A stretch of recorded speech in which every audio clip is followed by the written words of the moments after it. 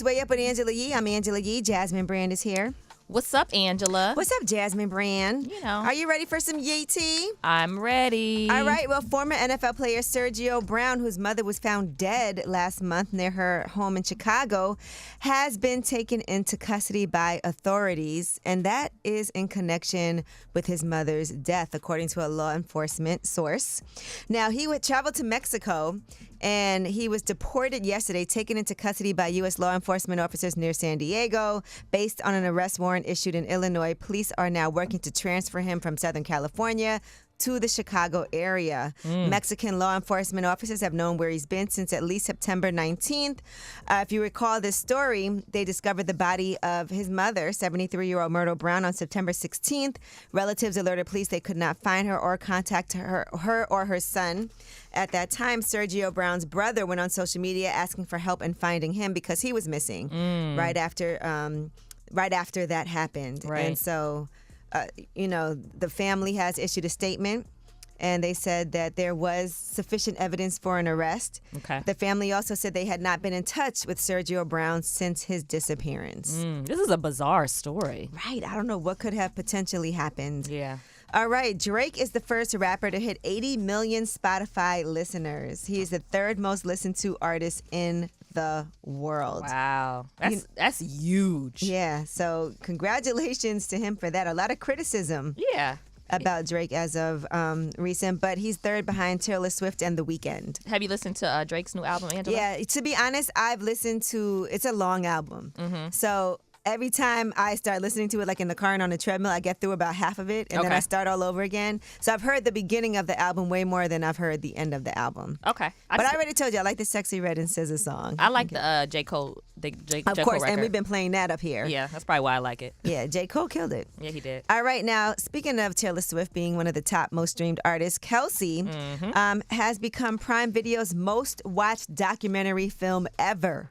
Wow. In the United States. Yes, it's a documentary chronicling, the Kelce brothers.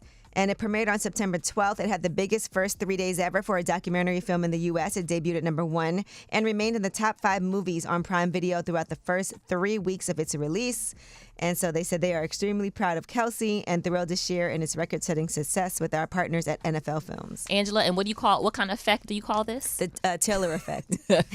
Taylor Swift effect. Listen. Sheesh. All right, and Travis Scott, his tour tickets are reselling, right? As low as $7. Because according to reports, there is a lack of demand.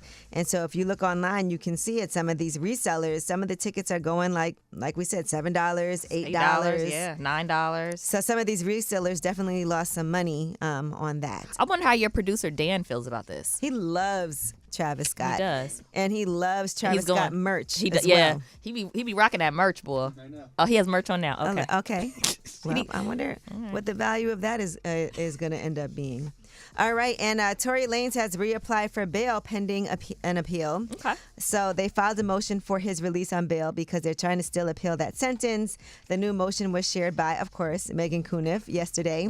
She be on it. Yeah, she said the arguments are nearly identical to the motion Judge Hereford rejected at the September 14th hearing in L.A., the one where Lanez called me a googly-eyed bee. Oh. is what she wrote on social media. She got a sense of humor. All right. And Sherri Shepherd is talking about Barbara Walters. And she was talking about how Barbara Walters did actually hook up with a black man. At one point, this story came up on today's episode, right, of Sherri, as she reunites with Joy Behar, and they discuss some stories from their time together at The View. And here's what she said. I told Joy that I had run into Paul Mooney, and Paul Mooney had said that he caught Barbara Walters with Richard Pryor. I came back and I was like, Joy, guess what? And then I was like, don't tell nobody. He walked in on He walked in. That's what he said. Don't act like you don't remember. I said, it was just me and Joy. And I said, enjoy. And I'm like, don't tell nobody. The next day, Barbara walks in and you go, I didn't say you told me. No, you didn't. But she said something like, so you schlepping Richard Pryor, huh? Wow. Richard Pryor had a life, by the way. He has been around. If you guys recall, according to his widow, yes, he even slept with Marlon Brando. Interesting. No, I've heard that, though. Marlon Brando was cute. Yeah, so, and, Quincy Jones said that Marlon Brando would F anything.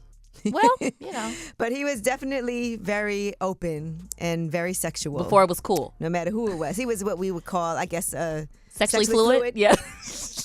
All right. Well, that is your Yeetie. And when we come back, we have some valuable information. As people who are shoppers, we want to tell you some of these things that are happening because today is Prime Day, the end of Prime Day. Yesterday it started. Today's the end. I know you've been shopping up a storm. I have. As have I. It's Way Up with Angela Yee.